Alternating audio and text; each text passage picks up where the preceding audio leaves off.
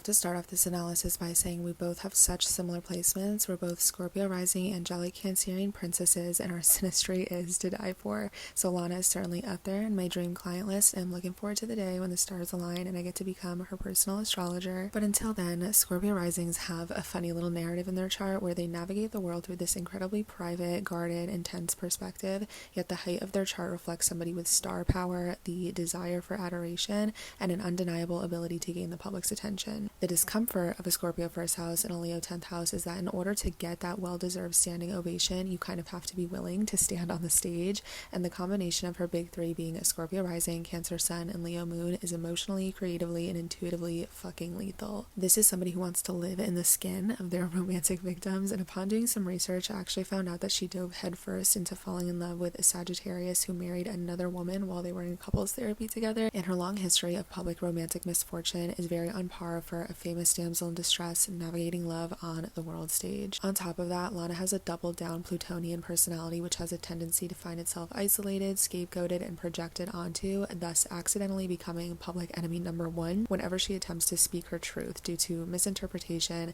hidden struggle, and the chameleon-like ability to contort and transform into somebody entirely different, which is a challenge for any woman in the public eye. So by default, there's this polarizing intensity that can trigger anybody that quote-unquote experiences Lana, whether that be from afar or up close and personal. Her Scorpio ascendant determines that she is ruled by her 9th house Cancer Mars, which is already an uncomfortable place for Mars to be, so you're putting a really fiery planet and muddling it down into a very watery sign. So it's in a challenging aspect to both her Mercury and her 3rd house Neptune, both of which really struggle to communicate directly and effectively without being susceptible to emotional turbulence.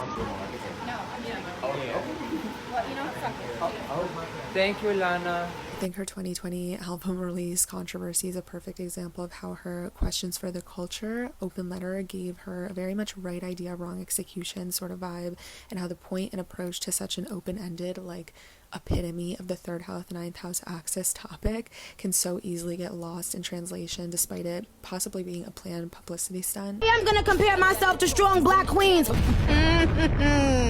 Oh! It's like somebody who struggles in an argument because they cry when they're angry, or beating around the bush until what's bottled up explodes. However, the one thing I can say about this placement is that it's somebody who's passionate and defensive about their beliefs, and somebody who will absolutely go to war for their loved ones, oftentimes going harder for others than they do for themselves, and that opposition reflects somebody who struggles with kind of having one foot in and one foot out of the fight, feeling passion but struggling to execute, or wanting to change and not really knowing where to start, etc. Having this so close to her sun brings an alluring, sexy, aggressive, kind of rough around the edges type of flair to her. And Cancer women often get limited to personifying the stereotypical, nuclear family 50s housewife. We never really hear much about, an elaborative description beyond being super sensitive, emotional, domesticated, the friend who's always crying, etc. And I almost could not disagree more. There's certainly mommy energy with the Cancers, however, it's formulated with sugar, spice, and a few drops of ringleader elixir, because there's this incredibly overlooked aspect of Cancer having, yes,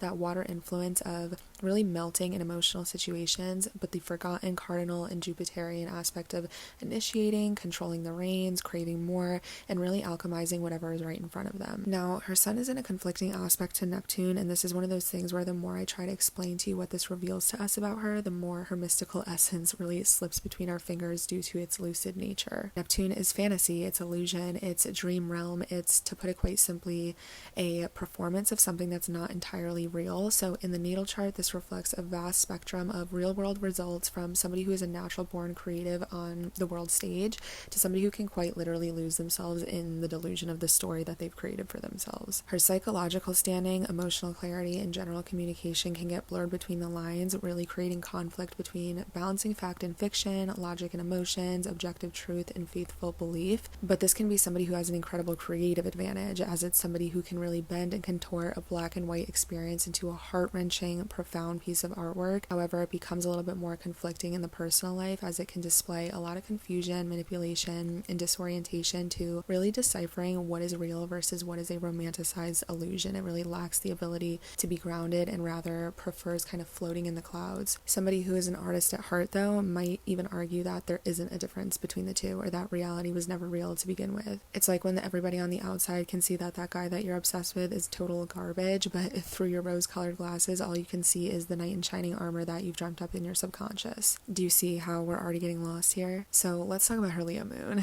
At heart, this is somebody who craves attention and adoration, not really from a place of malice, for example, embarrassing somebody else to make yourself look better, but rather the innocent craving to be celebrated in the way that every child needs. The opposition to Jupiter and square to her Pluto doubles down on the ability to tap into her emotions, intuition, and creative ability to a very profound degree. However, from the outside, it can look inflamed, prone to drama, or blowing things out of proportion, and again, ultimately making her the drama. Like, this is somebody who can be haunted by their own emotional intensity with themselves, that it's like, oh, you think I'm hard to deal with? Imagine living in my own head or heart type of thing. A lot of this action is happening between the areas of her chart that involve her career, reputation, and being in the public eye in relation to her actual thinking processes and emotional processing that are derived from her early childhood developmental years. Similarly to her Sun-Neptune opposition, her Leo moon opposes Neptune, so we're seeing a Piscean influence on both of her luminaries, emphasizing this hazy, otherworldly, dream state type of vibe to her entire persona. This really symbolizes how strong her brand recognition has become over time, so much so that this simple image of a Coke can, a cigarette, or a white lace has been coined as Americana, Trailer Park Princess, Lana Coquette Core, despite being able to contextually assume that she grew up as a wealthy New York City native. However, to my knowledge, she later went no contact with her parents, which furthers the Neptunian smoke and mirrors of who she really is and where she really came from. Many of her OG fans know that before she was Lana Del Rey, she was Lizzie Grant. And Lana Del Rey is a very controversial, carefully curated persona that has been woven so tightly into who she is that there's very minimal separation between the general public being able to tell the difference between Lana as a stage name and Lana as a real person with human complexities. Usually this type of cultural impact is built over decades of worldwide success, yet Lana has managed to dig her heels in the sand with such a particular aesthetic that actually similarly shows up in Ariana Grande and Kim Kardashian's chart, two other women who are literally associated with certain colors, items, or style choices. The T-square formed between her moon, Venus, and Jupiter, which I guess is actually a fixed grand cross on her angles if you consider her ascendant, kind of creates this pressure cooker tension between the main four pillars of her life, which is who she is as a person, her home and family or childhood, relationships, romantic, professional, or platonic, and her career and how she's perceived in the public eye. Now, because it's between the benefics, which typically want to gift us pleasurable things rather than problems, this can be a nod to incredible financial standing, being well off in life, enjoying plenty of indulgent or lucky experiences in life. However, at its worst, it can reflect overindulgent behaviors, spending, eating, loving in excess. Think of when you overeat a dessert or get carried away with gambling or overestimate your abilities or really just lean too much into temptation. It can become sickly sweet, and with the South Node conjunct her Saturn in the first house, she may be somebody who runs headfirst into the yummy and delicious temptations of the world due to having to grow up fast, suffering unfortunate circumstances, experiencing a lot of trauma. But what's happening here is she's being encouraged to prioritize a healthy dose of restriction, limitation, and discipline in order to have a supportive internal foundation rather than escaping and seeking attention, validation, and happiness from external people, places, and things. This is very karmic with the nodes and Saturn, so it's not something that can be learned without the help of spiritual teachers via those that she shares the close relationships with. Like, her strongest lessons in life won't be learned through books or advice or therapy, but through the trials and tribulations of partnerships, both good and bad. They're really going to be the vehicle for her destiny, and this personally helps me understand her defense in her music when it comes to people accusing her of romanticizing abusive relationships, because she's illuminating the feelings of the experience for what they are, which, yes, maybe it is wrong to love somebody who has dragged you to hell and back, but that is the whole point. She takes us on the journey with her through the eyes of somebody who has a lot to learn, which is very human, therefore very real, therefore real art. And just because you make art about controversial things doesn't mean that you are romanticizing that controversy. He hit me and it felt like a kiss is a very dangerous thing to put in a song. But if artists can't make music about their real experiences, wouldn't creating something manufactured be less authentic? The North Node in her 7th house emphasizes life purpose and destiny being discovered through the vessel of those closest to her, even if the relationship itself is faded, fleeting, and temporary. Taurus influence begs to bring her back down to earth, and in terms of love, Alana will always be somebody who will do best dating somebody who isn't famous, and if they they are in the industry, they're an accountant or a lawyer or a down-to-earth wealthy guy who keeps to himself and can really be a reliable rock for her glitz and glam lifestyle. She needs somebody that she can come home to as Elizabeth Grant rather than the glamorous performance of being Lana Del Rey. She's already conquered looking inward, getting spiritual, operating through her emotions, and in this lifetime she's encouraged to prioritize stability, commitment, and realistic foundations within her partnerships. Less up and down chaos, less tug of war, less addiction to drama. This is, funnily enough, somebody who will find happiness through literally settling down, getting married, and living a very normal, grounded life. I would go on a date with a fan. I have gone on a date with a fan. I'm very not, I don't really have a type.